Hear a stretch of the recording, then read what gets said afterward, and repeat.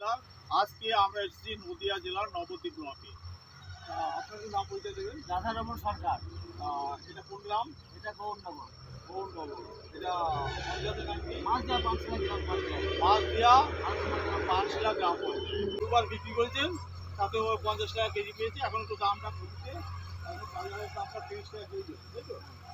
তাতে দেখা যাচ্ছে এই 5 কাঠা জমি থেকে উনি 2 থেকে 3 কুইন্টাল শাক তুলবেন। যদি আমি গড়ে যদি 30 টাকা কেজি হয়, 3 কুইন্টাল শাকের দাম 9,000 টাকা। এই 1 মাসের মধ্যেই 9,000 টাকা। ওনার সব কিছু নিয়ে খরচা ওই 2 থেকে 3,000 টাকা হবে। তাহলে 1 মাসের মধ্যে 6,000 টাকা নেট প্রফিট আসবে। তা এই যে ছোটো ছোটো যে ফসল, অল্প সময়ে এটা কিন্তু একটা প্রফিটেবল। আবার এই মেথি শাকটা তুলে অন্য ফসল চাষ করতে পারবেন। কী ফসল চাষ করবেন? আমার মেথি শাকই হোক, আমার শাক পাতাটা বলতে পারি। আবার শাক, কত পালং শাক বা এই ধরনের শাক যেটা হচ্ছে প্রফিটেবল, দাম বাজারে দাম থাকবে, সেইগুলোই চাষ করবে। কারণ সেগুলো দাম পেলে অল্প সময়ে বেশি লাভজনক হবে।